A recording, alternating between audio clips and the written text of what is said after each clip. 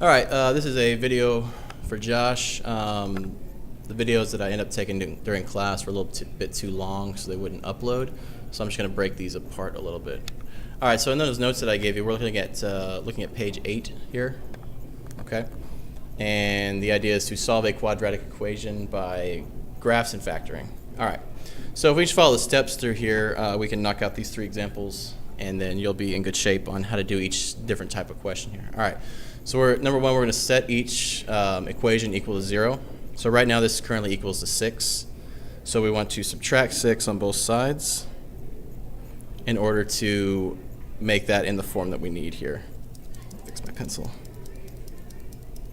All right, so the new equation here is going to be x squared minus x minus 6 equals to 0. All right, and this will get us in the form that we need in order to factor this thing and solve it.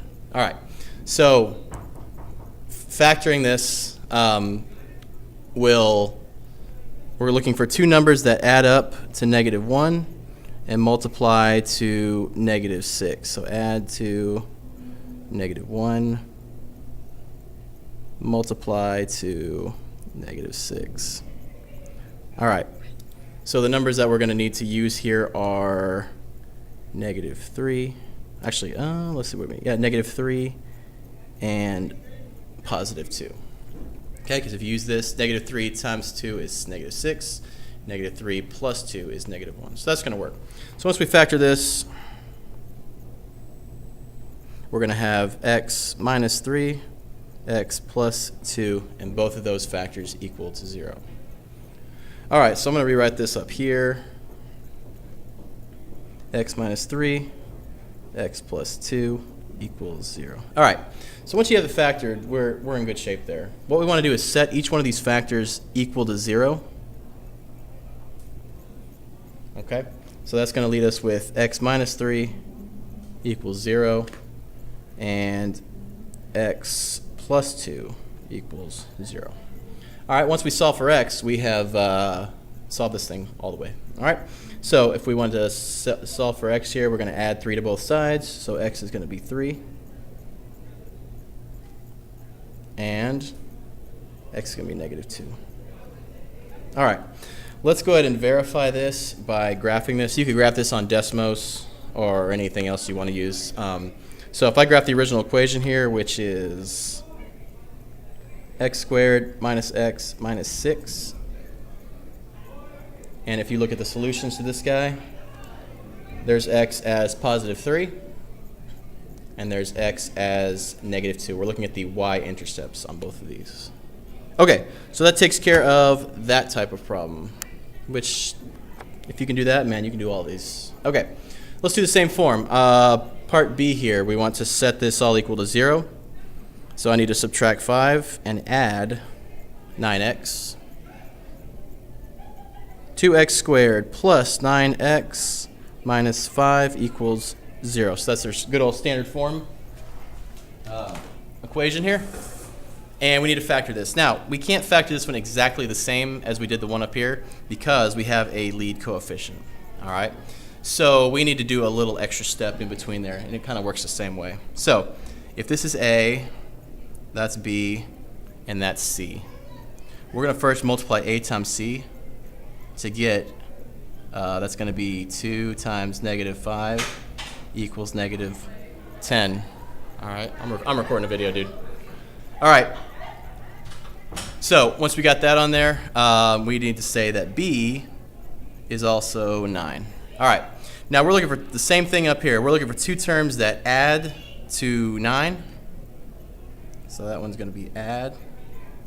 That one's multiply to -10. All right, so the ones that's going to get that done is going to be, oops, I don't mean to do that. We're going to use 10 and -1. All right, 10 minus 1 is 9. 10 times -1 is 10. All right, so this is kind of a little bit different deal here. So if I set this up here, I got to use these numbers as x terms.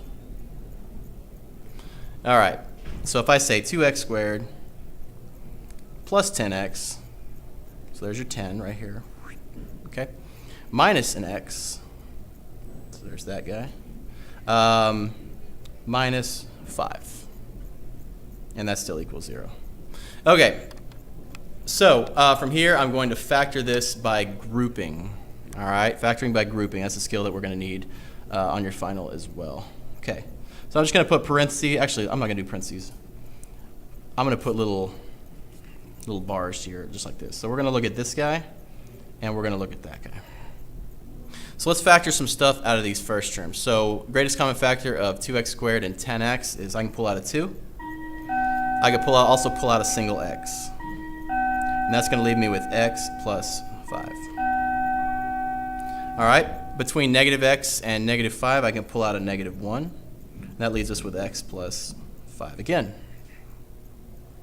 Now, we're going to see that these are common here. So now I can pull out an x plus 5 from each one. So that's going to be x plus 5, parentheses, and then whatever's left over, which is going to be 2x minus 1 equals 0. That is our factored form. Okay? And just like we did up here to that guy, we're going to set both these pieces equal to 0. So there's your x plus 5 equals 0. So that is x is negative 5. There's an answer. Then we're going to say 2x minus 1 equals 0. And we're going to solve this down. So we're going to say 2x equals 1. Then divide that by 2. So x is a half. And those are your two solutions. You can verify that by graphing and see that those would be the x-intercepts as well. Okay.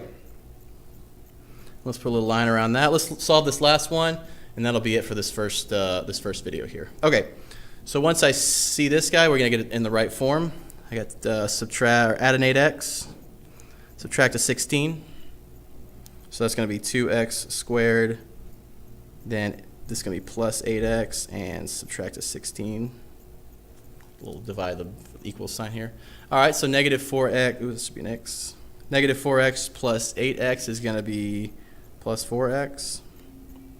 And then we got a minus 16 on the end. All right, and that still equals 0. All right, if you notice, we have 2, 4, and negative 16. These are all divisible by 2. So I'm going to factor out a 2.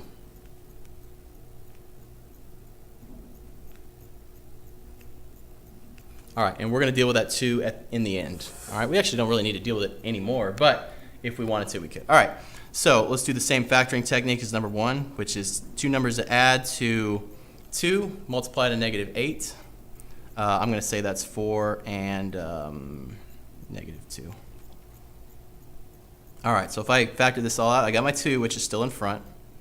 X plus 4, x minus 2 equals 0.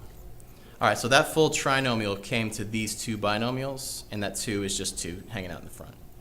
Okay, so the 2 is kind of irrelevant. It's just a scale factor that makes the graph wider or narrower, but it doesn't change where it crosses the axis, which is all we're really interested in here. All right, so we take both these pieces, still do the same thing, set them equal to 0.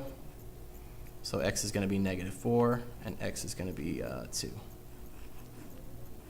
And just to verify, let's graph our initial equation here, so that we see that these are our solutions as well. Okay, so I got, what was it, 2x squared plus 4x minus 16? Plus 4x minus 16. All right, graph that. There's your minus 4. It's kind of make it hard to say 1, 2, 3, 4. Here's your positive 2, and you're good to go. All right, so that's it for page 8 here. Next video, we're going to look at the next thing, but I'll record that separately. All right, peace.